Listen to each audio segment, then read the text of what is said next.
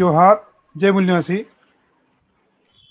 आज हम जो 5 राज्यों के जो चुनाव चलने वाले हैं, विधानसभा के चुनाव होने वाले हैं, उस विधानसभा का जो तमिलनाडु है, पौंडीचेरी है, केरल है, वेस्ट बंगाल है, असम है, इन 5 राज्यों के जो चुनाव हैं उसके चुनाव के संदर्भ में हम विशेषतः वेस्ट बंगाल, तमिलनाडु और असम के जो राजनीतिक विशेषज्ञ हैं, सामाजिक कार्यकर्ता हैं, उनसे हम चर्चा करेंगे और वहाँ की जो जानकारी, राजनीतिक जो जानकारी लेना चाहते हैं।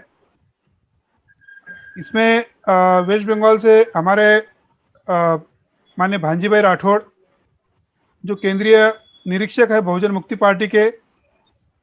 दूसरे तमिलनाडु से जो सामाजिक कार्यकर्ता विकी चौधरी है, और तीसरे हमारे दोस्त सामाजिक कार्यकर्ता है अरुण मुर्मू, दिसपुर असम से, वो भी हमसे चर्चा करेंगे। और हम चर्चा की जो है शुरुआत करेंगे अभी। तो सबसे पहले हम जो तमिलनाडु से जो हमारे विकी चौधरी जी है, जो सामाजिक कार्यकर्ता है, राजनीतिक विशेषज्ञ हैं, वहाँ की जो तमिलनाडु में वो बहुत दिनों से कार्य कर रहे हैं, सामाजिक कार्य कर रहे हैं, तो उनको राजनीतिक सारी जानकारियाँ है। तो मैं आपसे सवाल पूछना चाहता हूँ कि जो चुनाव में जो अभी जो राजनीतिक जो गठबंधन है, गठबंधन के संदर्भ में आप तमिलनाडु के संदर्भ में हमें जानकारी दीजिए। अभी तमिलनाडु में 4 गठबंधन हैं, मगर उसमें 2 ही मुख्य गठबंधन हैं। एक जो डीएमके के नेतृत्व में है और दूसरा जो रूलिंग पार्टी एडीएमके के नेतृत्व में चलता है। अभी ये जो इलेक्शन हो रहा है, ये तमिलनाडु के राजनीति में जो दिग्गज 2 नेता थे, एडीएमके के नेता जयललिता थी और डीएमके के नेता करुणानिधि थे माननीय। ये 2 नेता इस इलेक्शन में नहीं है। तो इस समय में जो एडीएमके है, एडीएमके में एक सक्षम नेतृत्व नहीं है, मगर डीएमके में करुणानिधि जाने के बाद भी उनका जो बेटा है स्टालिन, उन्होंने नेतृत्व संभाला है। और उन्होंने जो इस समय जो गठबंधन बनाया है, जो पिछले जो गठबंधन की तुलना में अगर देखा जाए तो काफ़ी मजबूत है। क्योंकि पिछली बार 2016 के चुनाव में एक तीसरा मजबूत फ्रंट बना था, उसकी वजह से डीएमके की हार हो गई। मगर आज की तारीख में डीएमके के साथ विडुदलाई सिर्तेगल कच्ची, जो कि एक शेड्यूल कास्ट बेस्ड पार्टी है, वो 2016 में इनके साथ नहीं थी, मगर आज की तारीख में इनके साथ है। उसके बाद सीपीएम, सीपीआई, ये भी पार्टियां उनके साथ नहीं थी, बल्कि ये थर्ड फ्रंट में थी, मगर आज की तारीख में ये पार्टियां भी उनके साथ हैं। ऐसे छोटे मोटे सभी दल जो 2016 के चुनाव में उनके साथ नहीं थे, वो सभी लोग आज उनके साथ में है। तो उनका गठबंधन काफी मजबूत है। और जो रूलिंग पार्टी का जो गठबंधन है वो एआईडीएमके, तो उनका जो गठबंधन है, उनके गठबंधन में आज की तारीख में एक प्लस पॉइंट ये है कि भाजपा उनके साथ है। मगर भाजपा की हालत ये है कि पिछले चुनाव में उन्होंने 232 सीटों पर उन्होंने चुनाव लड़ा था और 230 सीटों पर उनका डिपॉजिट जब्त हो गया। तो तमिलनाडु की राजनीति में भाजपा की कोई बड़ी दखल नहीं है।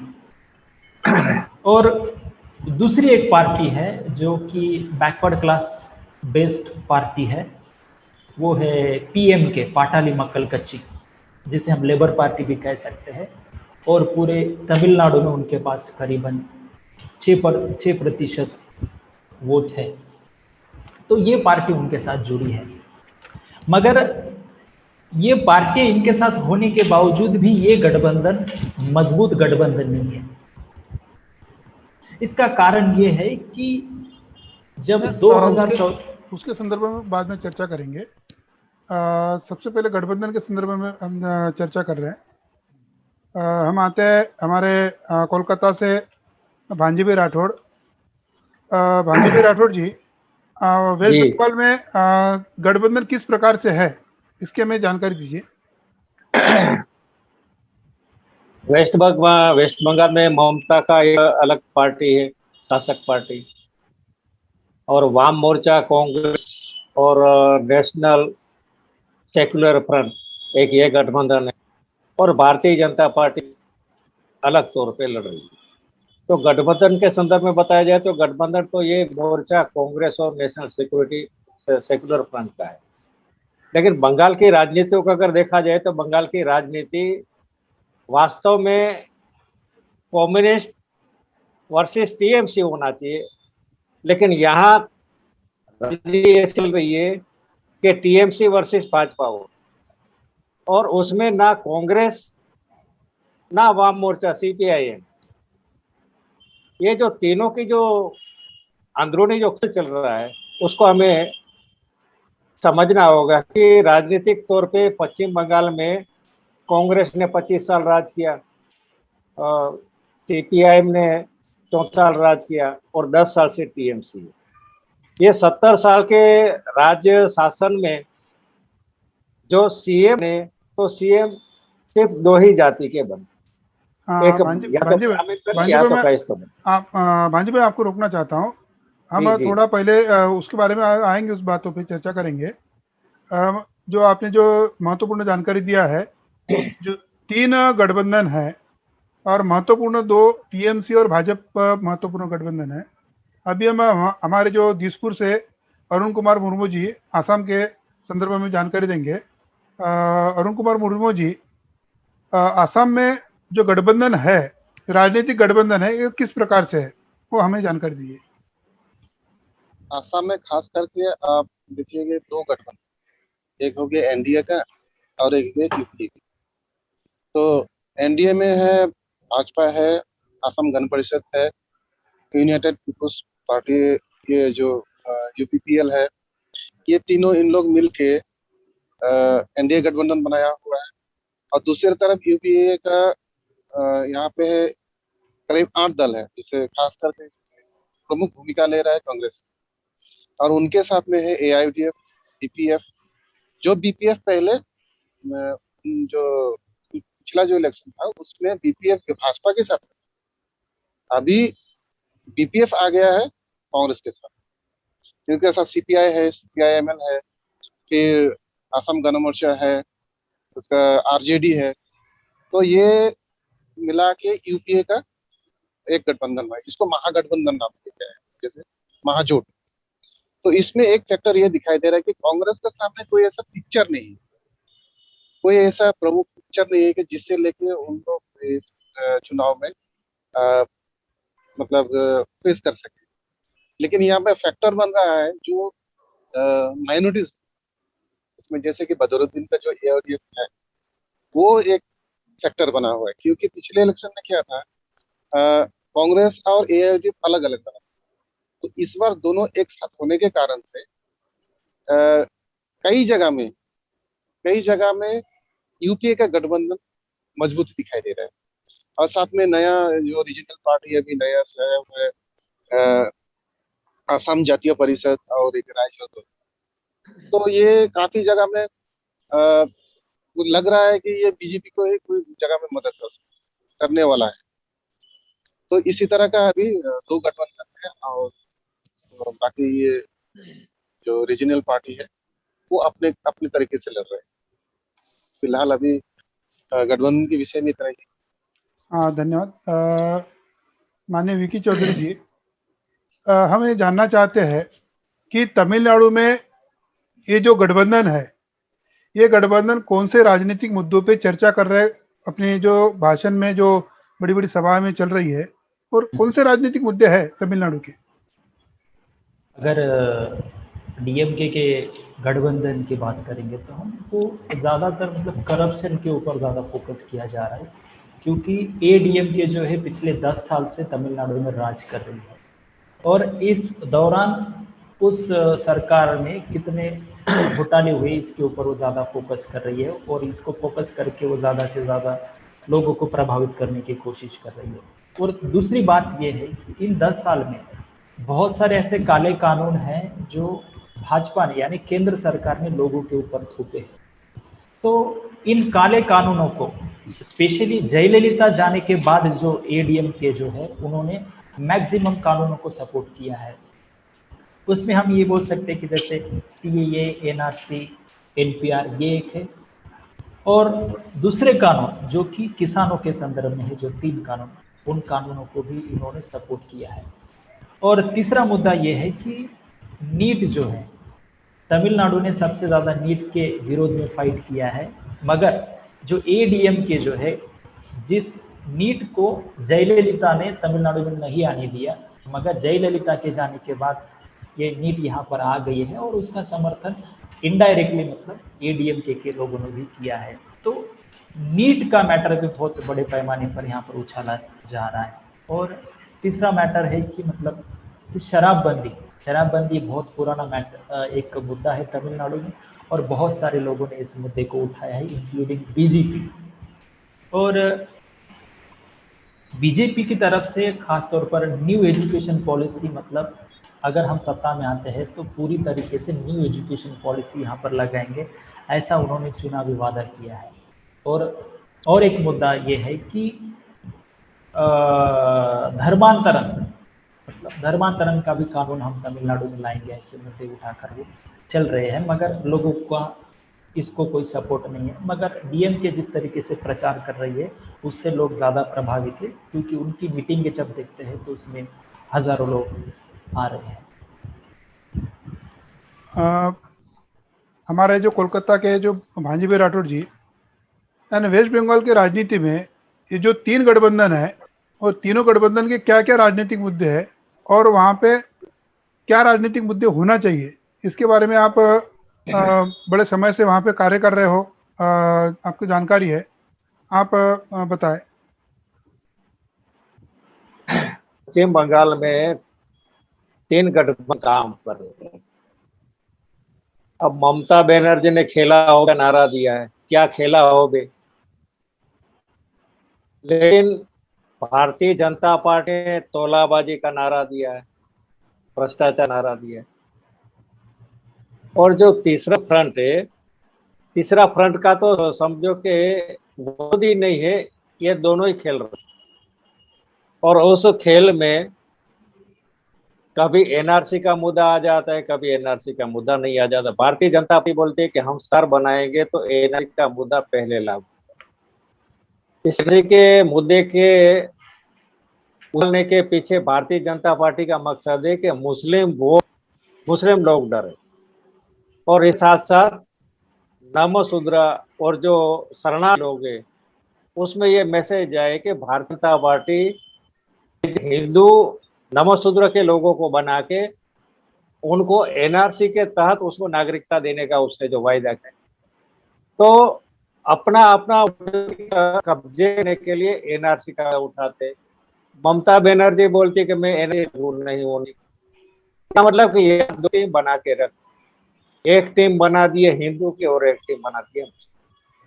अब ये दोनों टीम के में कौन आगे जाता है वो तो आगे बताएगा। लेकिन बंगाल जो राजनीति है, इस बंगाल की राजनीति को अगर समझना है तो बंगाल में 22% शेड्यूल कास्ट है और 6% है शेड्यूल ट्राइब, ये 8% संख्या है, और 27% के आसपास मुस्लिम है, तो ये 55% आम जा है, और इसमें 40% ओबीसी है। ये 80% की राजनीति में, 70 साल की राजनीति में कोई औकात नहीं इन लोगों ने निर्माण, क्योंकि 70 साल के इतिहास में बंगाल में देखा गया है तो 3 पार्टियों ने अपनी बहुमत की सरकारें बनाई। पहले कांग्रेस ने 25 साल बनाए, वाम मोर्चा ने 34 साल बनाए, 10 साल से टीएमसी ने बनाए। लेकिन तीनों की जो सरकार 3 पार्टियों के बनी, इस तीनों पार्टियों की सरकार में एससी, ओबीसी और माइनॉरिटी का कोई वजूद ही नहीं। जो एससी, एसटी, ओबीसी और माइनॉरिटी का आजादी के पहले वजूद था, वर्चस्व था, और वो एससी, एसटी, ओबीसी और माइनॉरिटी लोग साथ में मिलकर सरकारें बना रहे। लेकिन आजादी के बाद ये पूरा आंदोलन खत्म होके राजनीति समाप्त कर दी। इसी राजनीति का आज मुस्लिम लोग दुखी है, एससी के लोग दुखी है।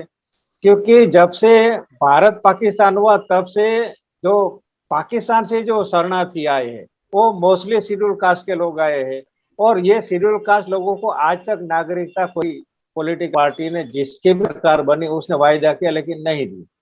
लेकिन अभी भारतीय जनता पार्टी लुभा रही है कि हम आप नागरिकता के, उसी नागरिकता के चक्कर में नमो शूद्रा के लोगों, भारतीय जनता पार्टी, नरेंद्र मोदी, अमित शाह ने जो बनगांव है वहां में एक सभा, और उस सभा में मुतवा समाज के आए, वहां ने जय राम का चिन्ह लगाया तो मान लो नाराज हो। नाराज होने की वजह ये थी कि मुतवा समाज को जय राम को नहीं मानते, मुतवा समाज के लोग हरिचंद गुरुचंद अपने गुरु को मानते हैं। जब तक वो हरिचंद गुरुचंद के नारा नहीं लगाते हैं तब तक उसको कोई एक्सेप्ट नहीं करता। इसकी वजह से पश्चिम बंगाल में जो नमस्ते की जो राजनीति सोच जो भारतीय जनता पार्टी की ओर बन रही थी, वो नारा लगाने से, जय श्री राम का नारा लगाने से लोग वहां से खिसक गए। कहने का मतलब है कि जो मुस्लिमों का जो थर्ड फ्रंट के माध्यम से जो अब्बास सिद्दीकी जो प्रोफेसर थे, उसने मुस्लिमों में काफी एक अवेकनिंग लाए थे।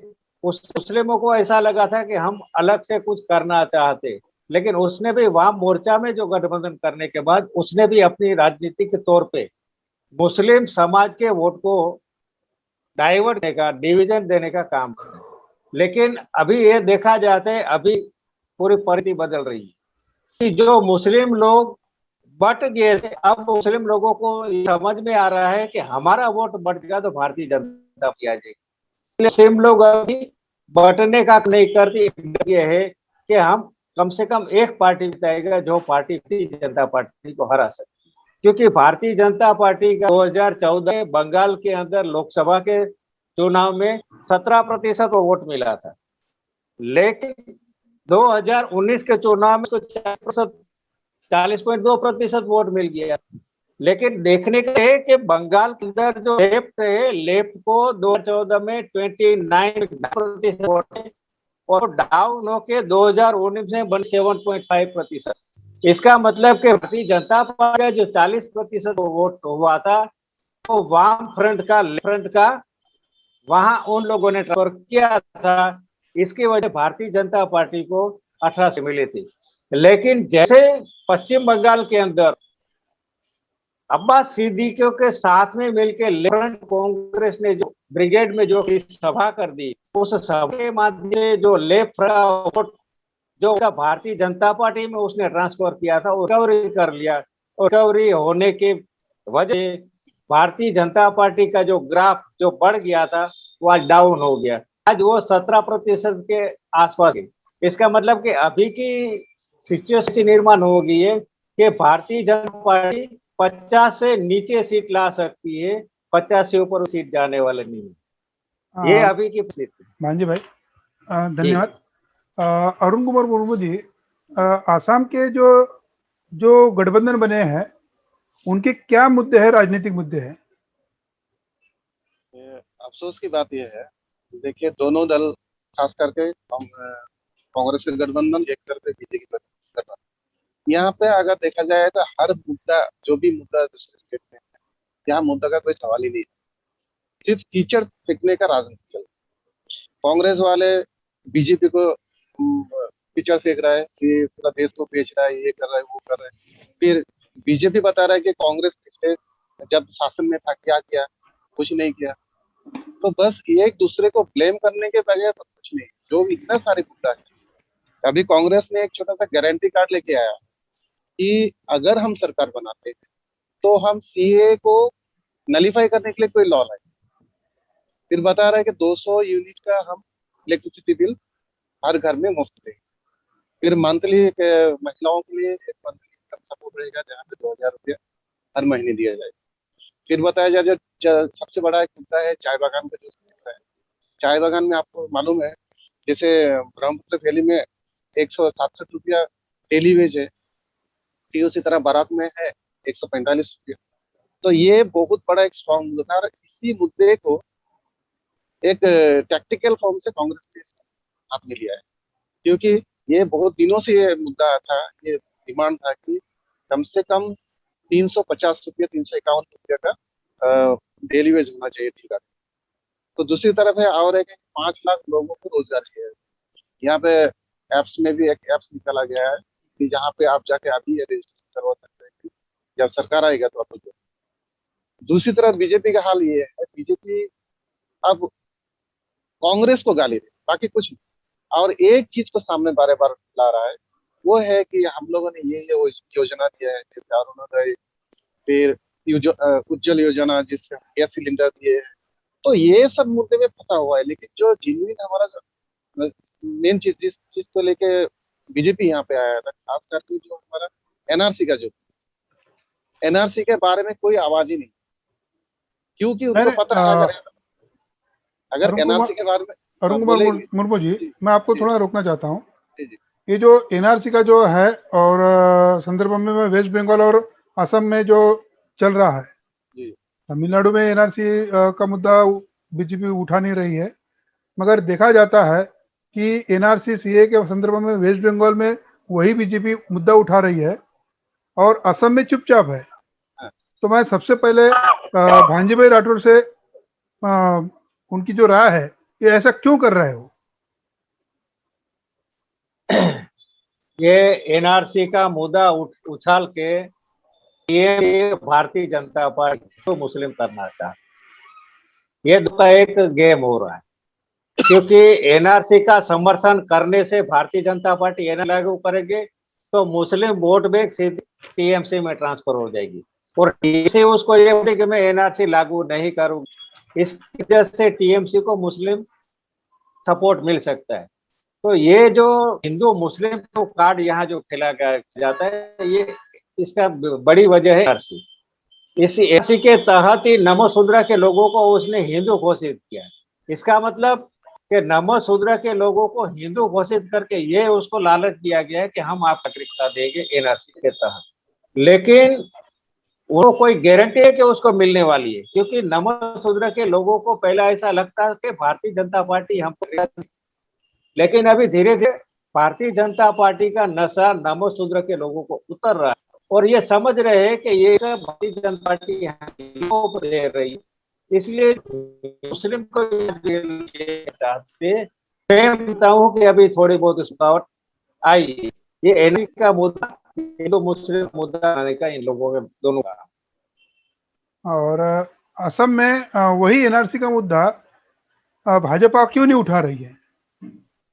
सिंपल मैंने सी बात वेस्ट बंगाल में एनआरसी का मुद्दा उठाती है और एनआरसी सीए का मुद्दा असम में बीजेपी ने चिड़ी चुप रखी है।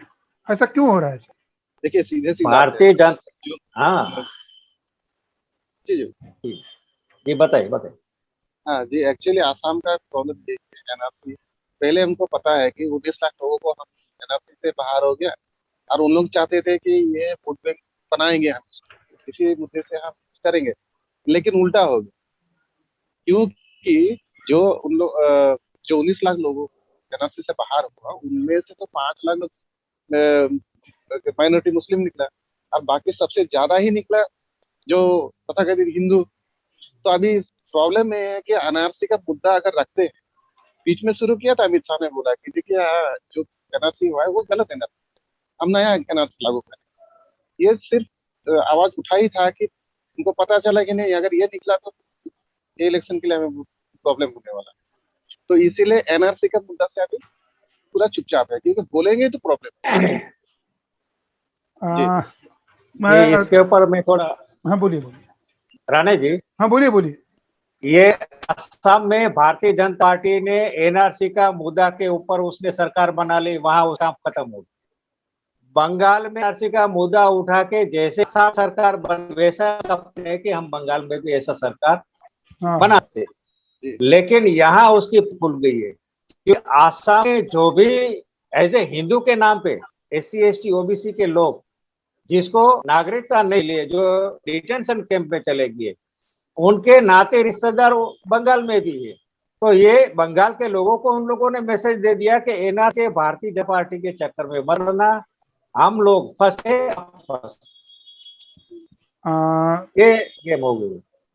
तो भांजीभाई राठौर जी, एक बात है कि जैसा वहाँ पे 3 फ्रंट है, तीनों भी फ्रंट जो सवर्णों के फ्रंट है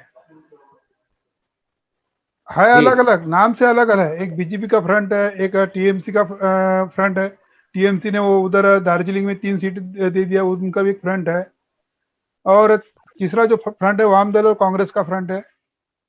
तो ये तीनों दलों का जो नेतृत्व है ये सवर्णों के हाथ में है। उसमें बहुजनों की कोई हिस्सेदारी है? ये तीनों फ्रंट का नेतृत्व अगर हम सवर्ण बोले तो इसमें ओबीसी अपने आप सवर्ण मानते हैं। ये जो तीनों पार्टियां है बल में भी लोगों को समझ में आ गई है कि ये जो फ्रंट है वो तीनों फ्रंट की जो राजनीति है उस राजनीति के अंदर जो सीएम बनेगा और सरकार अगर होती तो सरकार में जो हिस्सेदारी होगी वो तो दो ही जाति होगी, क्योंकि भारत में जाति है। जाति के आधार पे यहाँ ब्राह्मण और कायस्थों का ही वर्चस्व है और 70 साल में ब्राह्मण कायस्थों के सिवा और कोई सीएम नहीं बने। और अभी भी मान लो चाहे भारतीय जनता पार्टी की सरकार बने, चाहे कांग्रेस की सरकार बने, चाहे मोर्चा की सरकार बने, उसमें तो सीएम या तो कायस्थो बनेगा ब्राह्मण ही बनेगा। 70 साल का इतिहास है, इसलिए ये कोई नई बात नहीं है। और हमारे लोग ये सोचते हैं। बीजेपी ने दिलीप घोष को घोषित किया है। कहा जाता है दिलीप घोष भी कायस्थ है। अभी दिलीप घोष को अभी भारतीय जनता पार्टी में दो, एक है भारतीय जनता पार्टी का ग्रुप और दूसरा जो ग्रुप आया है टीएमसी का ग्रुप। तो दोनों में अभी टकराव शुरू हो गया है।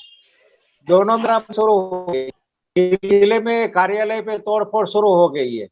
दोनों ग्रुप के माध्यम से भारतीय जनता पार्टी की असलियत सबके सामने आ गई है, क्योंकि दिलीप घोष का चेहरा जूता खाने में उसको लगा दिया, लेकिन उसको एज ए सीएम घोषित नहीं करता है।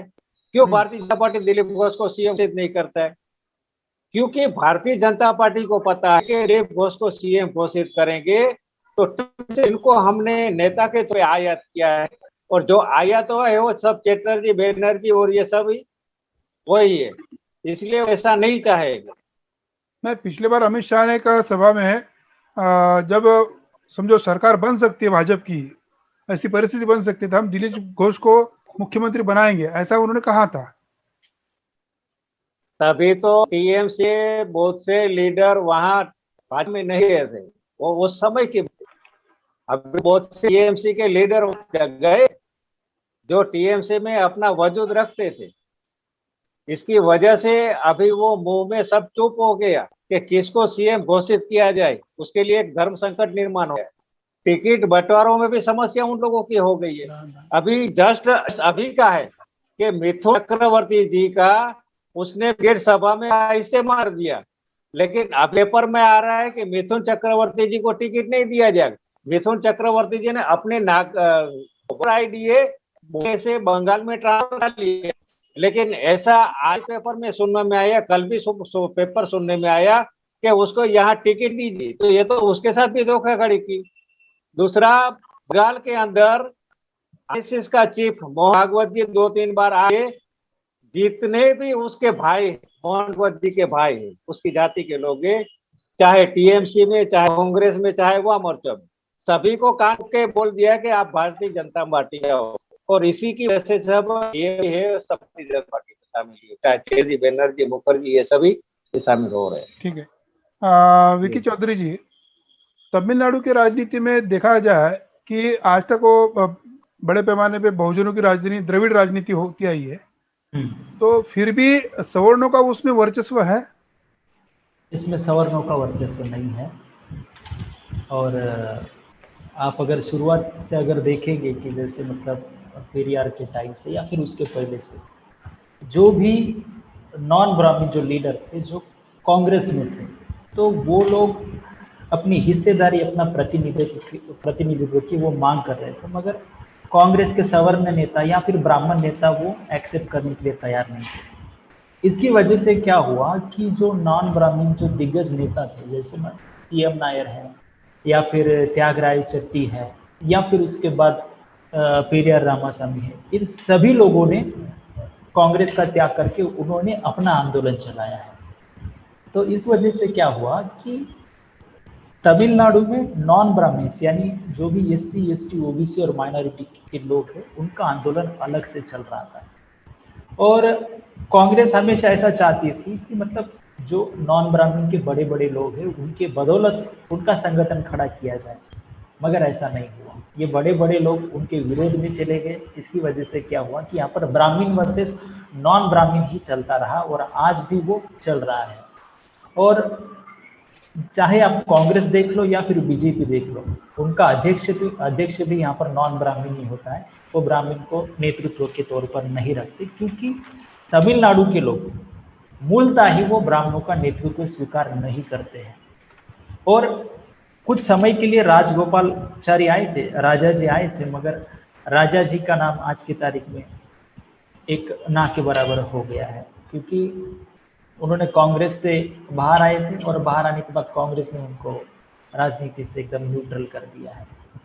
तो आज की तारीख में ब्राह्मणों का यहाँ पर नेतृत्व नहीं है। सभी नेतृत्व, जो भी फ्रंट है, जो भी पार्टी है, सभी नॉन ब्राह्मण SC ST OBC के लोग ही यहाँ पर नेतृत्व कर रहे हैं। और ब्राह्मणों को ऐसा डर लगता है कि अगर ब्राह्मण अगर सामने आकर नेतृत्व करेगा तो ये जो नॉन ब्राह्मण लोगों की जो लड़ाई है और ज़्यादा मजबूत हो सकती है, उसको हवा ज़्यादा मिल सकती है। इसलिए वो क्या करते हैं कि यही नॉन ब्राह्मण SC ST OBC को मतलब वो आमने सामने लाकर वो लड़ाने की कोशिश करते रहते हैं। अरुण कुमार मुर्मू जी, जी। असम की जो राजनीति में है, कांग्रेस और भाजपा जो गठबंधन है, इसमें सवर्णों का जो हिस्सा ज़्यादा है और जो हमारे बहुजन हैं SC ST OBC के जो लोग हैं, माइनॉरिटीज के लोग हैं, तो क्या सचमुच असम में सवर्णों की राजनीति है? देखिए, यहाँ पे सवर्ण तो यहाँ पे ऐसा है, खास करके नॉर्थ ईस्ट ज्यादातर ट्राइबल स्टेट जैसा है। तो यहाँ पे एक ऐसा गेम खेला जाता है कि सामने रखा जाता है ट्राइबल, खासकर जितने तरह आप देखेंगे ज्यादातर ट्राइबल लोग ही यहाँ पे ट्राइबल और चीफ मिनिस्टर पर, लेकिन हाँ। पूरा टीम जो होता है उस टीम का अंदर में सवर्ण और ब्राह्मण का पूरा पकड़ रहता है। नियंत्रण जैसे अभी देखिए, जैसे सर्बानंद सोनोवाल ये छात्र संघ से आया हुआ इतना बड़ा दिग्गज लीडर, उनको सामने रखा हुआ है, लेकिन पूरा काम चला रहा है हिमंत बिश्व शर्मा। तो अभी ऐसा होता है ये अब किसी को भी गलती से भी आप देखेंगे बहुत सारे सभा में वही मंत्री सभा का MLA या कोई मिनिस्टर वो बोल ही देता है कि हाँ चीफ मिनिस्टर हिमंत बिश्व शर्मा। ये बहुत सारी गलती हुआ है, क्योंकि उनको पता है कि पूरा सवर्ण और ये ब्राह्मणी का ही द्वारा चलाया गया है। नाम के लिए सोनेवाल जी को रखा है। नाम के लिए सोनवाल जी। हाँ। तो इसीलिए इस बार फैक्टर ये हो रहा है कि इस बार थोड़ा ज्यादा प्रेशर है माइनॉरिटी ग्रुप पे। जैसे ही बदरुद्दीन जी ने कांग्रेस के साथ अलायंस कर दी, तो इसलिए पिक्चर अभी ऐसा हो रहा है यहाँ पे हिंदू मुस्लिम डायरेक्ट, यहाँ सवर्ण है या बहुजन है ये चीज नहीं है। यहाँ पे डायरेक्ट ऐसा हो रहा है कि अगर बदरुद्दीन यहाँ पे आया तो ये मुस्लिम राष्ट्र। रिसेंटली एक ऐसा वीडियो आया था जहाँ पे बदरुद्दीन जी ने बताया था कि इतने साल मुगल आया यहाँ पे रहा, इतने साल पार्सियन लोग, कभी उन लोगों ने इस भारत को इस्लाम स्टेट बना नहीं पाया, तो ये बना भी नहीं सकते। लेकिन उसको इस तरह एडिट किया गया कि आजमल जी बोल रहा है कि असम को एक मुस्लिम इस्लाम स्टेट बना। तो यहाँ पे है कि तुमको पता है कि अगर बहुजनों को अगर अपने साथ में रखना है, जो SC ST और OBC को अगर अपने साथ में रखना है, तो हम ये मुस्लिम विरोधी एजेंडा हाँ, तो ये अभी यहाँ पे एक ही मैथमेटिक्स हो रहा है कि बस अगर बदरुद्दीन आएगा, सीट में बैठेगा, CM बनेगा, फिर बांग्लादेशियों को लाएगा। लेकिन एक्चुअली वो नहीं, एक्चुअली यहाँ पर डर है उनको, क्योंकि पहले तो अलग अलग, अभी एक साथ हो गया। और खास करके अभी देखें, अब टी गार्डन एरिया में जो सबसे बड़ा हमारा चाय बागान के जो भाई लोग हैं, वो हमारे आसाम के इकोनॉमी का बैकबोन जैसा चाय बागान। वहाँ पे काम करने वाले जो श्रमिक है और खास करके आदिवासी लोग, इन लोगों को जैसे ही पिछले साल पिछले बार जब सरकार आए थे तो बताया था कि 8 महीने के अंदर में असम में रहने वाले आदिवासियों को हम अनुसूचित जनजाति में अंतर्भुक्त करेंगे। और उस टाइम बताया गया था कि 80% काम हो गया, सिर्फ 20% बाकी, लेकिन वो काम हो नहीं पाया। दूसरी तरफ जो डेली वेज जो देने वाला था वो हो गया क्या, इलेक्शन से 15-20 दिन पहले घोषणा किया गया कि 50 रुपया बढ़ा दिया, लेकिन बाद में ठीक इलेक्शन से 2-3 दिन पहले बताया गया कि देखिए ये तो हम लोगों ने तो दे दिया, लेकिन सरकार तो कोई चाय बागान नहीं चलाता है, तो चाय बागान का जो मालिक लोग है वो देने के लिए चाहते हैं। तो ये एक बड़ा विद्रोह जैसा हो गया। अभी बहुत सारे जगह में देखिए आदिवासी क्या बताएगा, no ST no, we do not get, इस हम टाइप का हो गया। बीजेपी अभी एंटर नहीं हो, और इसका जो सॉफ्ट बोला जाता है सॉफ्ट वे, इसका फायदा उठा रहा है ये यूपीए का जो गठबंधन। अभी हमारा जो नेक्स्ट सवाल जो है, जो मैं असम के संदर्भ में पूछूंगा। अरुण कुमार मुर्मू जी, आपने जो कहा कि असम की जो इकोनॉमी है वो चाय बागान पर है, बड़े पैमाने पे है, तो चाय बागानों के जो मजदूर है उनकी समस्याओं के बारे में हमारा ध्यान आकर्षित करें। तो एक्चुअली क्या है, समस्या का इतना भार मार है, तो आप ऐसा पूछना है कि चाय बागान के समस्या क्या नहीं है, इस टाइप का है कि वहाँ के एजुकेशन देखिए, स्वास्थ्य देखिए, हर जगह से वो वंचित। चाय बागान में एजुकेशन का हाल ऐसा है कि चाय बागान में जो भी स्कूल है खास करके वो प्राइमरी सेक्शन तक है। इस प्राइमरी सेक्शन में भी क्या होता है, वहाँ का जो टीचर होता है वो टीचर चाय बागान से अपॉइंटेड होता है। तो वो टीचर का क्या होता है कि वो आप बागान में भी काम करना पड़ता है, आगे स्कूल में भी पढ़ना है। तो इसकी वजह से जो शिक्षा में जो ध्यान देना है वो होता है। दूसरी ओर है क्योंकि जो स्वास्थ्य व्यवस्था है सबसे अनहाइजीनिक हालत। 2-4 बागान है जहाँ में थोड़ा सा अवेयरनेस आया हुआ है, तो कुछ गली में कुछ कॉलोनी में थोड़ा मोटा साफ सुथरा, लेकिन ज्यादातर बागान में अनहेल्दी सिचुएशन। इसका एक कारण है अशिक्षित, शिक्षा के प्रभाव न आना। और दूसरी है जैसे कि जो सामाजिक स्थिति है वहाँ, क्योंकि वहाँ पे ऐसा एक माहौल बना के रखा है कि आप दिन भर काम कीजिए, शाम को खाना खाइए, मौज मस्ती कीजिए, सो जाए, फिर सुबह उठ के काम। तो जिसकी वजह से क्या है, जो उनका राइट्स है, जो उनको एक्चुअली मिलना चाहिए वो नहीं मिलता। वहाँ का जो चाय बागानों में जो कॉलोनी में जो लोगों का घर है, खास करके जो घर प्रोवाइड किया गया हुकूमत की तरफ से, वो बहुत सारे ऐसा घर है जो अंग्रेजों के जमाने से। हमारे सामने एक चाय बागान है, लुमसू चाय बागान बोल के, जो नौगांव जिले का है। वहाँ में अभी भी जो जो क्या बोला जाए क्वार्टर्स है, वो क्वार्टर्स ब्रिटिश के दिनों में बनाया। तो ये हाल है। तो इसके वजह से इन लोग ऐसा रहता है कि चाय बागान के लोग जैसे आइसोलेटेड पर्सन, उन लोग जैसे इस दुनिया के साथ में कोई संपर्क ही नहीं है। तो जो आदिवासी लोग और जो ग्रामीण इलाके से जाके चाय बागान में काम करते हैं, तो वो थोड़ा बहुत डिफरेंस है, क्योंकि ग्रामीण इलाका से बहुत सारे लोग, लेकिन चाय बागान में रहने वाले कॉलोनी के जो लोग हैं, उन लोगों का हालत ऐसा है कि जैसे वो एक अलग सा दुनिया है। अब जब जाएंगे किसी चाय बागान के, तो ये स्थिति है। देखिए उन लोग, आसाम का जो इकोनॉमी है, दो इकोनॉमी खास करके ज्यादा, एक है पेट्रोलियम और दूसरा है टी इंडस्ट्री। तो अभी टी इंडस्ट्री यहाँ पे, और एक चीज हम लोगों ने देखा है कि चाय बागान जो जो है, ये एक्चुअली इंडस्ट्री है या एग्रो। अभी ना चाय बागान के ऊपर कोई किसी का ध्यान नहीं है, क्योंकि कंपनी वाले लोगों को जो फैक्ट्री जो कंपनी होता है वो सिर्फ अपना मुनाफा देखते हैं कि टी वेलफेयर, वहाँ पे तो वेलफेयर मिनिस्टर क्या बोला है, वेलफेयर मैनेजर है, लेकिन वो नाम के लिए। अगर कभी कोई विजिट जाता है तो वो चुना उना लगा के घर को थोड़ा सजा वजा के सुंदर रंग कलर वो करके बताता है कि हाँ ये, लेकिन असल में जो हालत, असल में जो है तो वो वेलफेयर का कोई कमी नहीं। इसीलिए ज्यादातर चाय बागान में आप देखेंगे ज्यादातर लोग जो क्या बोला था, कुपोषित, जो न्यूट्रिशन का अभाव है, ये एक ज्यादातर दिखाई देता है। और दूसरी बात है कि शिक्षा के अभाव से बाहरी दुनिया से उन लोगों का संपर्क ना होने के कारण वहाँ पे देखेंगे ज्यादातर लोग, खास करके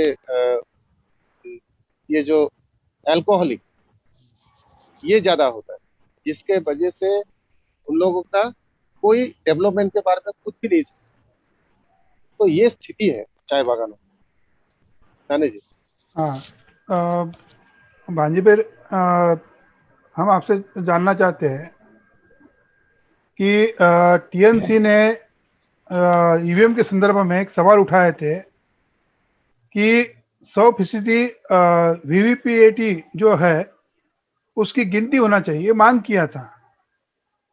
क्या इसको तरफ जनता कौन से नजर से देखती है? उसका टीएमसी को जन समर्थन है इस संदर्भ में? ममता बनर्जी को अभी ऐसा लगता है कि ईवीएम के माध्यम से भारतीय जनता पार्टी और चुनाव आयोग मिलके ये काम करने वाले, या ममता बनर्जी को भनक लग गई। इसलिए ममता बनर्जी अभी बोल रही है कि वीवीपैट की 100% काउंटिंग होनी चाहिए। अब ममता बनर्जी ने अपनी चुनावी भाषण में युवा वर्ग को जागरूक करके लोगों को ये बोला कि अभी ईवीएम की आप लोगों को सुरक्षा करनी होगी। वो सुरक्षा कर के लिए ईवीएम मशीन का आप ध्यान रखना होगा, क्योंकि उनको ये पता है कि एक तो ईवीएम के माध्यम से भारतीय जनता पार्टी कुछ कर सकती है, नंबर 2 तो यहाँ की बंगाल की जो पुलिस है, उस बंगाल की पुलिस को चुनाव आयुक्त ने 100 मीटर के दायरे से बाहर रखने का उसने ऐलान कर दिया। वहां अंदर कौन रहेगी? केंद्रीय सुरक्षा बल के लोग रहेंगे। तो ममता जी ने बोला कि केंद्रीय सुरक्षा बल भी 100 मीटर के बाहर रहने चाहिए, लेकिन उनकी मांग चुनाव आयुक्त ने नहीं, क्योंकि केंद्रीय सुरक्षा बल के नाम पर भाजपा और आरएसएस के गुंडे ये काम करने वाले हैं, जिसकी जानकारी शायद ममता जी को लग गई है, क्योंकि ममता भी अटल बिहारी वाजपेयी की चली है। वो भी भारतीय जनता पार्टी और आरएसएस को अच्छी तरह से समझ रही है, जान रही है, और उसको भी अच्छी तरह से ये जानकारियां, गुप्त जानकारियां मिल रही है, इसीलिए तो ये कम कर रही है। लेकिन चुनाव आयुक्त और भाजपा दोनों मिलकर, क्योंकि वैसे ममता जी ने भी आरोप लगाया था कि ये चुनाव आयुक्त अमित शाह को पूछ के काम कर रहा है, वो उसने एक स्टेटमेंट दिया था सभा में। इसका मतलब कि 100% वीवीपैट की अगर काउंटिंग अगर चुनाव आयोग मानता है तो यह तो पूरे भारत में लागू हो जाएगा, और ऐसा चुनाव आयोग करने वाले नहीं, ये तो एक है। लेकिन ईवीएम के संदर्भ में ये जो उसको जो डर है, वो डर इस बात को ध्यान में रखकर है कि केंद्रीय सुरक्षा बल के नाम के ये आरएसएस और भाजपा के गुंडे शायद ये काम ईवीएम के माध्यम से कर सकते हैं। ये की वजह से वो 100% वीवीपैट की मांग कर रही है, ऐसा मेरा मानना है। मेरा सवाल विकी चौधरी जी से है कि तमिलनाडु में कांग्रेस और बीजेपी क्यों सफल नहीं हो पा रही है, बल्कि वो एक राष्ट्रीय पार्टी है, इस देश का नेतृत्व किया, कभी कांग्रेस ने किया, कभी बीजेपी ने किया, अभी बीजेपी इस हालत में है, और जो उन्होंने गठबंधन किए हैं उसकी वजह से जो पेरियार रामास्वामी की, बाबा साहब अम्बेडकर की जो विचारधारा है, उसको नुकसान पहुंच सकता है क्या उस गठबंधन से? वो लोग सफल ना होने के कई वजह है, मगर उसमें सबसे बड़ी अगर कोई वजह है तो वो है कि ब्राह्मणवाद के विरोध में जो आंदोलन यहाँ पर शुरू से चलता आ रहा है, मतलब पेरियार के समय से, तो वो आंदोलन बहुत ज़्यादा मजबूत था। यहाँ तक कि उस आंदोलन में शुरुआती दौर में ही जस्टिस पार्टी के नाम पर उन्होंने कई बार मतलब सत्ता भी यहाँ पर चलाई है। तो ब्राह्मणवाद जहाँ कहीं पर भी मजबूत है, इसकी वजह यह है कि ओबीसी के लोग उनके हाथ में है। मगर तमिलनाडु में ये हुआ कि जो शूद्र ओबीसी है वही लोग उनके विरोध में है, तो इसकी वजह से क्या हुआ कि ब्राह्मणों की पार्टी यहाँ पर एस्टेब्लिश नहीं हो पा रही है उतनी शक्ति से। और दूसरी बात ये है कि कांग्रेस 2 बार टूट चुकी है तमिलनाडु में। उसका राष्ट्रीय स्तर पर भी कुछ हद तक परिणाम दिखाई दिए थे। 1953 में जो राजगोपालचारी, वो ब्राह्मण थे, मगर उनका और नेहरू का खास जमता नहीं था। उनके बीच में एक नेतृत्व की कंपटीशन थी। उसमें क्या हुआ कि राजगोपालचारी मतलब 53 से मतलब कांग्रेस से अलग हो गए, और वो कांग्रेस से अलग होने की वजह से क्या हुआ कि तमिलनाडु में कांग्रेस तब कमजोर हो गई। अब तमिलनाडु में कांग्रेस कमजोर होने के बाद 1967 में, जो 1967 का जो चुनाव है, कि उस समय डीएमके ने, जो डीएमके के नेता थे अन्ना दुरई ने क्या किया कि उस जो राजगोपालचारी ने अपनी एक स्वतंत्र पार्टी बनाई थी, उस पार्टी के साथ उन्होंने गठबंधन किया।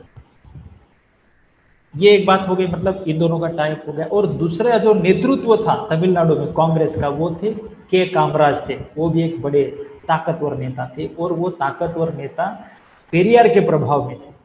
यानी आधी कांग्रेस जो राजगोपालचारी के साथ में जो खत्म हो गई थी, वो अभी अन्नादुरई के साथ में गठबंधन में थी, और जो बची हुई कांग्रेस जो थी वो कामराज के नेतृत्व में थी, मगर कामराज जो थे वो पेरियार के प्रभाव में थे। इसकी वजह से क्या हुआ कि 1967 में यहाँ पर डीएमके की सरकार बनी, और डीएमके की सरकार बनने के बाद क्या हुआ कि तमिलनाडु में कामराज के नेतृत्व में जो कांग्रेस थी वो भी हार गई।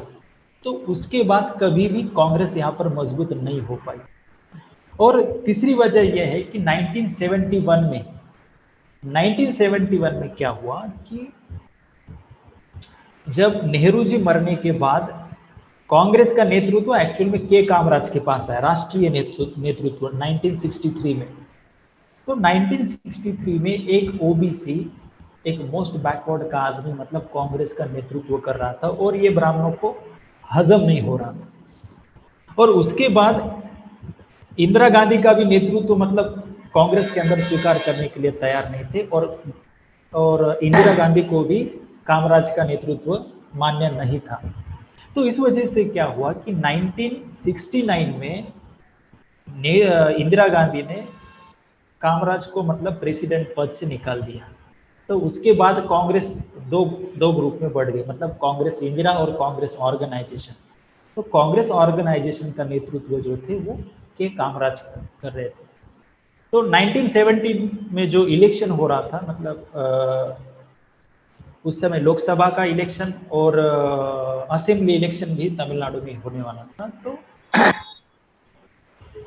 कि कांग्रेस ऑर्गेनाइजेशन, जो कांग्रेस से बना हुआ एक संगठन है, वो मजबूत नहीं होना चाहिए। इसलिए इंदिरा गांधी ने क्या किया कि करुणानिधि के साथ उन्होंने डीएमके के साथ अपना गठबंधन किया। मगर करुणानिधि ने एक बहुत बड़ा कार्ड ये खेला कि ठीक है कि लोकसभा के चुनाव में हम गठबंधन करेंगे, मगर एक शर्त होगी कि लोग असेंबली के चुनाव में यानी विधानसभा के चुनाव में कांग्रेस चुनाव नहीं लड़ेगी। तो इसकी वजह से क्या हुआ कि 1971 का जो लोकसभा का चुनाव कांग्रेस जीत तो गई, मगर उसके बदले में उन्होंने असेंबली चुनाव का उन्होंने त्याग कर दिया। इसकी वजह से क्या हुआ कि तमिलनाडु में जो कांग्रेस खड़ी होनी चाहिए थी, वो कांग्रेस करुणानिधि ने खड़ी नहीं होनी थी, और उसके बाद कभी भी आज तक वो कांग्रेस खड़ी नहीं हो पाई। और जो कांग्रेस कामराज के नेतृत्व में थी वो हार गई। फिर उसके बाद और एक टर्न आया यहाँ पर कि शायद कुछ लोग ऐसा कहते हैं कि जो एडीएमके जो बनी, जो डीएमके का ही फ्रैक्शन है, कुछ लोग ऐसा मानते हैं कि ये करुणानिधि का ही माइंड है कि आने वाले समय में कि रूलिंग और अपोजिशन हमारा होना चाहिए। तो 1973 में एडीएमके बनी, और एडीएमके का नेतृत्व करने वाले जो आदमी थे उनका नाम था एमजीआर भी मुझे लगता है कि वो नायर थे, ऐसा कहा जाता है, यानी वो भी शूद्र थे। तो तब से लेकर आज तक अगर आप देखेंगे तो यहाँ पर कांग्रेस बीजेपी के लिए कोई स्पेस नहीं है। यहाँ पर सिर्फ डीएमके और एडीएमके चलती है। और दूसरी बात, यहाँ पर बीजेपी प्रस्तापित न होने की सबसे बड़ी वजह अगर कोई है तो उसका नाम है पेरियार, क्योंकि पेरियार ने यहाँ पर ब्राह्मणवाद के विरोध में एक बहुत बड़ा मजबूत आंदोलन खड़ा करके रखा था और 73 तक वो जीवित थे। और उसके बाद भी मतलब जो की वीरमणि का जो नेतृत्व में जो उनके नेतृत्व में जो आंदोलन चला वो अभी डिक्लाइन स्टेट में है, मगर अभी तक बीजेपी यहाँ पर एस्टेब्लिश नहीं हो पाई है। मैं अरुण कुमार मुर्मू जी से एक सवाल करना चाहता हूँ। वहाँ के जो मुसलमान हैं, यानी आसाम में 1/3 मुस्लिमों की संख्या है, तो वास्तव में उनकी मुसलमानों की क्या समस्या है? मुसलमानों का समस्या यहाँ पे अगर देखा जाए तो 35% यहाँ पे जो टोटल पॉपुलेशन है आसाम में, तो इनमें से 2 टाइप का मुसलमान अगर देखेंगे। कुछ लोग ऐसा है जो मतलब अजमल जी के तरफ झुकाव है, और उनमें से 5% जो है वो इधर उधर होता रहता है, वो कभी चाहे तो बीजेपी भी जा सकता है। तो ये है ये पॉलिटिकल फैक्टर। और दूसरा बात है, यहाँ पे जिस तरह आदिवासी जो ओबीसी का जो हालत, वही हालत माइनॉरिटी की, क्योंकि ज्यादातर पॉपुलेशन उन लोगों का बीच में है। दूसरा है, अभी फिलहाल शिक्षा के दिशा में थोड़ा आगे है, लेकिन बहुत सारे लोग अभी भी अशिक्षित के हाल में है। दूसरा है खास करके माइनॉरिटीज लोग रहते हैं जो नदी के तटवर्ती एरिया, जैसे ब्रह्मपुत्र नदी का जो सरसापुरी बोला जाता है, जहाँ पे उन लोग ज्यादा इफेक्टेड होते हैं फ्लड से, तो जिसके वजह से उन लोगों का ये हर साल जो असम में बाढ़ आते हैं, हर साल सबसे ज्यादा इफेक्टेड। और उन लोगों के लिए ऐसे कि जैसे मेन स्ट्रीम उन लोग का नहीं होने की वजह से, सुविधा ना देने की वजह से, यहाँ पे क्या हो रहा है कि जैसे जो लोग को यहाँ ब्लेम किया जा रहा है वो है 1971 में जो बांग्लादेश जब का जन्म हुआ, उस टाइम में जो माइग्रेशन, पहले जो माइग्रेशन, तो उन लोगों का क्या है, उन लोगों को हमेशा एक वोट बैंक की तरफ ही दिखाया गया। जब भी कांग्रेस था या कोई भी दल भी थे, आज भी वो एक वोट बैंक का ही पॉलिटिक्स में तो वोट बैंक है। उसके सिवा उनको इतना ऐसा कुछ नहीं दिया जाता है कि ताकि उन लोग अपने पैर पे खड़े हों। तो इसी तरह से असम में दो पार्ट है, ऊपरी असम और निचला असम। मेरी जानकारी के अनुसार जो मुसलमानों का जो प्रभाव है ऊपर है और नीचे असम में नहीं है।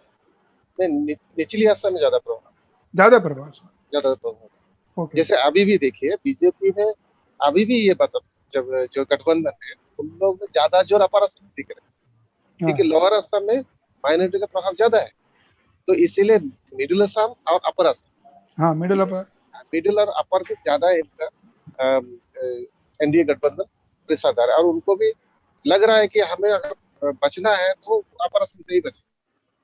ठीक। भांजी भाई हमारा सवाल पूछेंगे। भांजी भाई राठौड़ जी,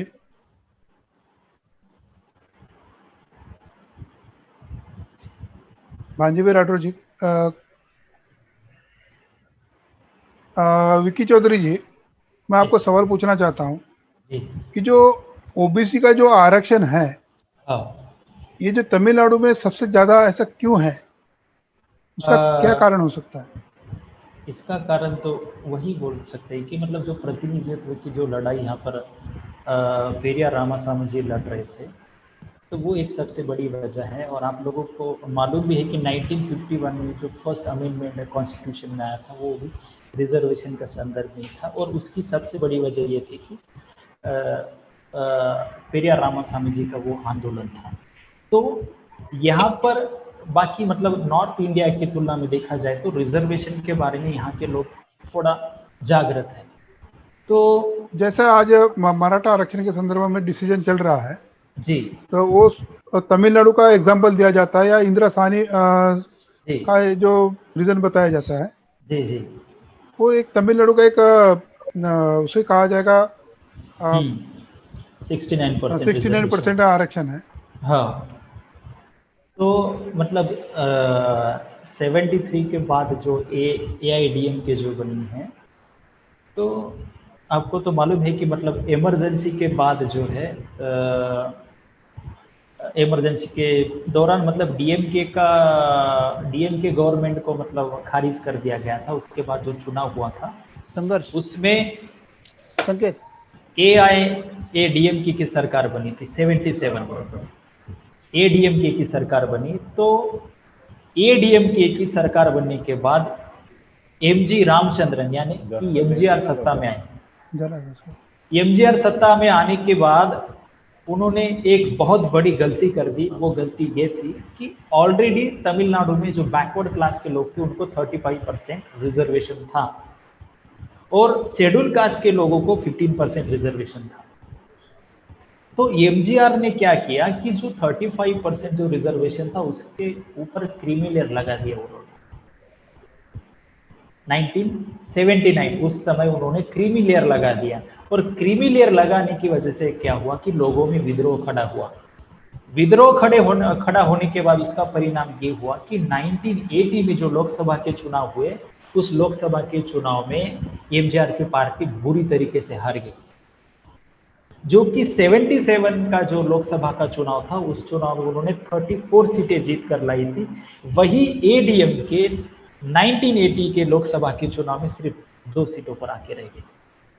तो MGR को लगा कि रिजर्वेशन के साथ खिलवाड़ करना ये खतरे से खाली नहीं है। अगर सत्ता में बने रहना है, राजनीति में अगर बने रहना है, तो हमें ये काम दुरुस्त करना होगा। तो उन्होंने उसमें ये दुरुस्ती कर दी कि जो बैकवर्ड क्लास का जो 30% जो रिजर्वेशन था उसको 50 कर दिया, और शेड्यूल कास्ट का जो 15% रिजर्वेशन था उसको 18 कर दिया, और ट्राइबल का 1%, तो ये हो गया 69%। और उन्होंने उसके साथ क्या किया कि वो क्रीमी लेयर भी हटा दिया। और ये सब कब हो रहा है? असेंबली इलेक्शन जब अभी होने वाले, तो उसके पहले ही उन्होंने ये पास कर दिया। तो इसका परिणाम ये हुआ कि वो फिर से सत्ता में आ गए, ADMK फिर से सत्ता में आ गई। तो उनको ये पता, ADMK को अच्छे से मालूम हो गया कि रिजर्वेशन के साथ खेलना यानी सत्ता के साथ खेलने के बराबर है, सत्ता गंवाने के बराबर है। तो ये 80 के समय में ही तमिलनाडु में 69% रिजर्वेशन आ गया, और मंडल कमीशन का जो डिसीजन है, जो जजमेंट है, वो 1992 में आया। तो उसमें जो सीलिंग लगाया था कि 50% के ऊपर रिजर्वेशन नहीं दिया जा सकता, और उस दौरान सत्ता में कौन थी? ADMK ही सत्ता में थी, और जयललिता चीफ मिनिस्टर। तो तमिलनाडु में जो द्राविडार कड़गम यानी DK जो संगठन पेरियार ने बनाया था, उसके अध्यक्ष यानी उसके नेता की वीरमणि, वो है ना, जयललिता के पास गए कि इसको किसी भी हालत में बचाना होगा। तो जयललिता को लगा कि अगर DK के लोग जो मांग कर रहे हैं, अगर मान लो कि हम ये पूरी नहीं करेंगे, तो आने वाले भविष्य में हमारी राजनीति और खतरे में पड़ सकती। तो वो जो केंद्र की सरकार जो थी, वो ADMK और कांग्रेस इनके गठबंधन की सरकार थी, और कांग्रेस को अगर वहां पर सत्ता में बने रहना है तो इन लोगों की जो 11 सीटें थी उनको जरूरी थी। तो इस मौके का मतलब DK के लोगों ने फायदा उठाया और जयललिता के ऊपर प्रेशर बनाया, और जयललिता ने कांग्रेस के ऊपर प्रेशर बनाया कि इस रिजर्वेशन को शेड्यूल 9 में डाल दिया जाए, ताकि दोबारा इसको सुप्रीम कोर्ट में कोई चैलेंज ना कर सके। तो यहाँ के लोगों ने जयललिता के ऊपर प्रेशर बनाया। इसकी वजह से 76 अमेंडमेंट के तहत 1994 में ये जो 69% जो रिजर्वेशन है वो 9th शेड्यूल में गया, और तब से अभी ये बरकरार है। धन्यवाद। आपने OBC की जो लड़ाई है तमिलनाडु में बड़े पैमाने पर लड़ी गई। मैं हमारे भांजी भाई राठौड़ से सवाल पूछना चाहता हूँ। उनको 2 सवाल है। जो अभी अरुण कुमार मुर्मू जी से सवाल कनेक्ट था, वेस्ट बंगाल में जो मुसलमानों की जो समस्या है, बड़े पैमाने पे मुस्लिम आबादी है, तो उनके समस्या के संदर्भ में जानकारी दीजिए।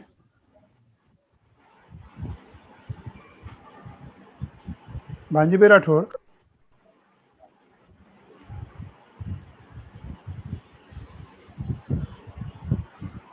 आपका आवाज आवाज कट के आ रहा है। हमारा आवाज कैसे आ रहा? हेलो भांजीभाई, आपका जी जो मुसलमानों के संदर्भ में जो वहाँ पे समस्या है वेस्ट बंगाल की, ये संदर्भ में जानकारी दीजिए। अभी आवाज आ रहा है? मुस्लिम जी आ रहा है। बोलिए बोलिए। के population 27 से 30% और मुस्लिम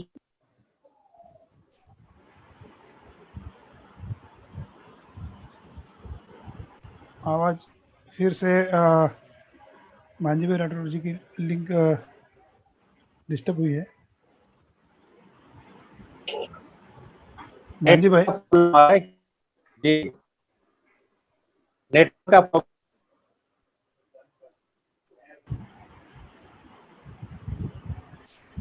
तो आवाज आ रही है मेरी? हाँ आवाज आ रही मगर कट रही है आवाज। हाँ, क्योंकि मुझे भी यहाँ आपकी आवाज कट रही है। हाँ शायद नेटवर्क का प्रॉब्लम हो। हाँ तो आवाज साफ दिखा आ रही है? हाँ अभी आ रही, बोलिए हेलो। बोलिए बोलिए, आवाज आ रही। हाँ जी जी जी। हाँ बंगाल में मुस्लिम किसान से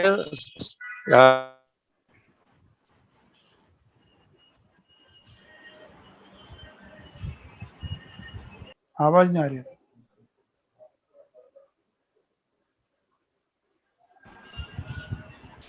अभी हम हाँ नेटवर्क का प्रॉब्लम है।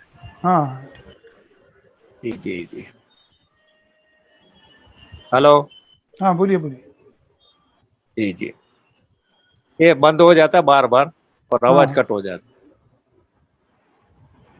तो बंगाल में 27 से 30% मुस्लिम की जनसंख्या है और बंगाल में मुस्लिम हिंदी भाषी बांग्ला भाषी दो टाइप के मुस्लिम।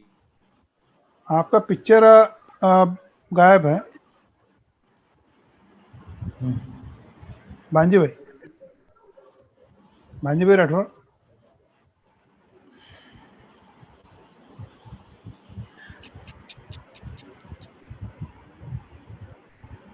तो बंगाल में दो टाइप। हेलो, आवाज आ रही है? आवाज आ रही है मगर पिक्चर गायब है। आप डिस्कनेक्ट होकर हाँ फिर से ज्वाइन हो जाइए। अच्छा अच्छा। हाँ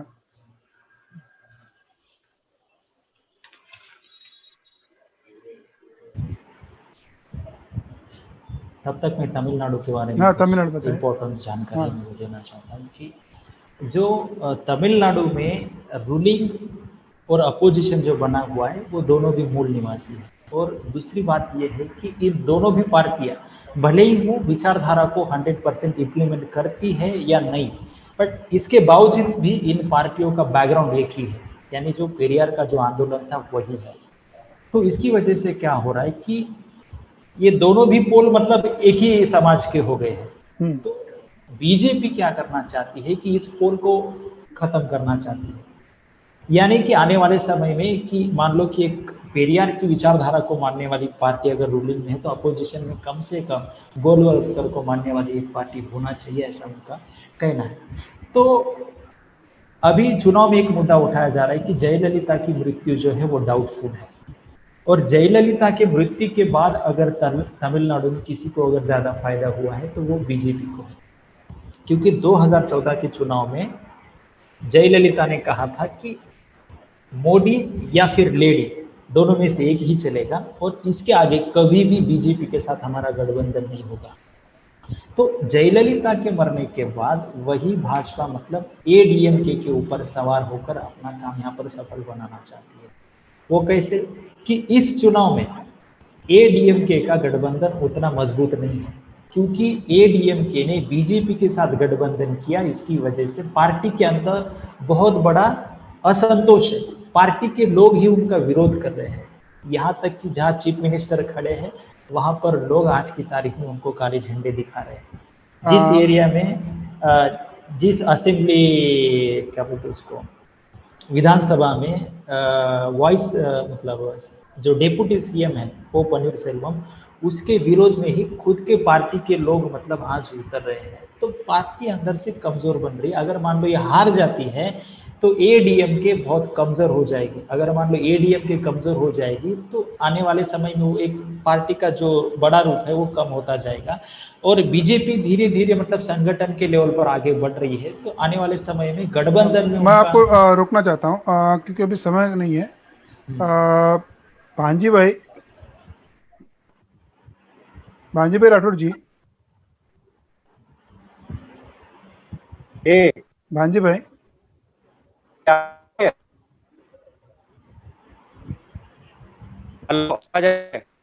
आवाज आ रही है मगर आपका पिक्चर नहीं दिखाई दे रहा है।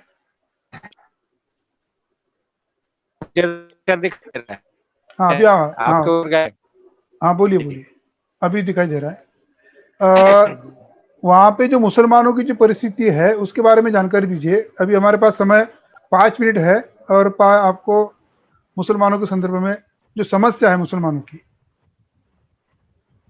जी जी, यहाँ के मुसलमानों की सबसे बड़ी समस्या ये हो गई। तो दूसरी जो समस्या है कि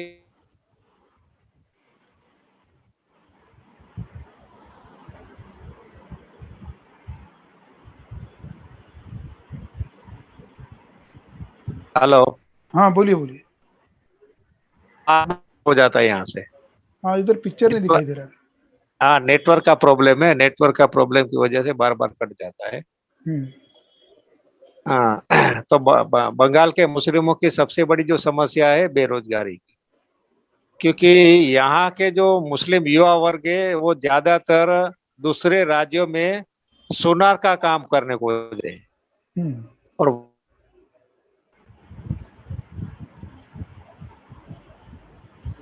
फिर से आप डिस्कनेक्ट हो गए। ये बार बार कट जाता है, यही प्रॉब्लम है। हाँ हाँ ठीक। हाँ हाँ, तो अभी आप दूसरे को दे दीजिए क्योंकि बार बार कट जाएगा तो नहीं नहीं, अभी ठीक हम नहीं। अभी मीटिंग को, ये जो हमारा हाँ जो हाँ, लाइव इंटरव्यू चल रहा था इसके जी संदर्भ जी। में अभी हम आखिरी जो विकी चौधरी जी है और अरुण कुमार मुर्मू जी है, तो मैं इतना ही सवाल करना चाहता हूँ दोनों को। विकी चौधरी जी, इस चुनाव में किस पार्टी को जन समर्थन है? आप कुछ 1 मिनट में आप बताएं। इस चुनाव में डीएमके को जन समर्थन है। हजारों लोग मतलब उनके समर्थन में अभी भी खड़े हो रहे हैं। कहीं पर भी जाओ प्रचार में उनका ही समर्थन हो रहा है। तो इस वजह से मुझे ऐसा लगता है कि डीएमके का ही गठबंधन जीत सकता है। एडीएमके इस वजह से हार सकती है क्योंकि पार्टी के अंदर बहुत बड़ा असंतोष है और बीजेपी के साथ उन्होंने गठबंधन किया। इसकी वजह से एडीएमके के लोग ही बहुत ज़्यादा नाराज हैं। तो मगर एडीएमके ईवीएम के संदर्भ में बात करें तो बीजेपी के द्वारा एआईडीएमके को चुनवा सकते हैं, ऐसा कर सकते हैं क्योंकि मगर लोकसभा में उनको ज़्यादा सीटें दी है हम्म, डीएमके को, और हम्म, एआईडीएमके को विधानसभा में रख के अपने नियंत्रण में रख सकते हैं, क्योंकि जयललिता जैसा नेता भी नहीं है। आपने जो कहा ना, तो लेडी ने तो मोदी तो।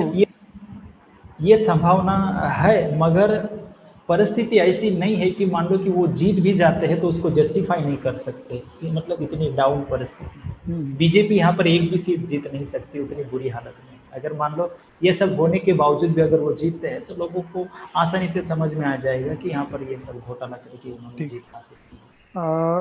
अरुण कुमार मुर्मू जी, जी। आसाम में आखिरी जो राजनीति होगी, यानी 2 मई को जो रिजल्ट लगेगा, आपकी क्या राय, क्या होने वाला है? देखिए, स्थिति तो दिखाई दे रहा है कि जगह जगह में बीजेपी का विरोध है, हाँ लेकिन कई जगह में फिर बीजेपी का सपोर्ट है।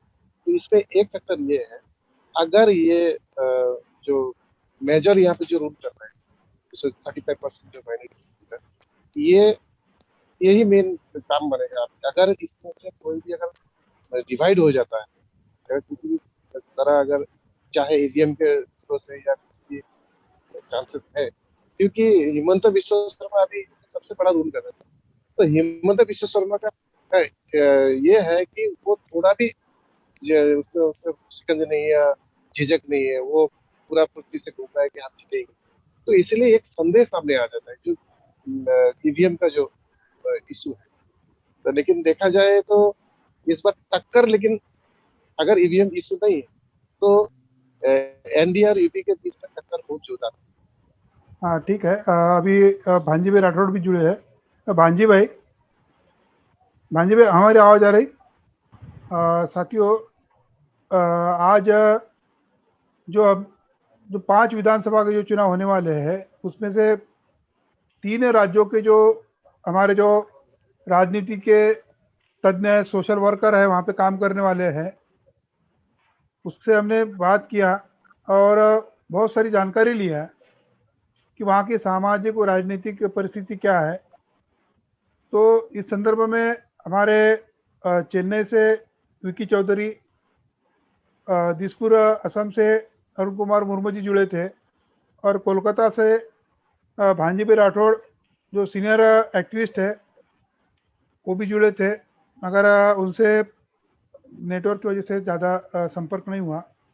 तो साथियों, आज हमने जिस संदर्भ में चर्चा किया और आगे भी चर्चा होती रहेगी, तब तक के लिए सभी साथियों को जय भीम, जय मूल निवासी, जय जोहार।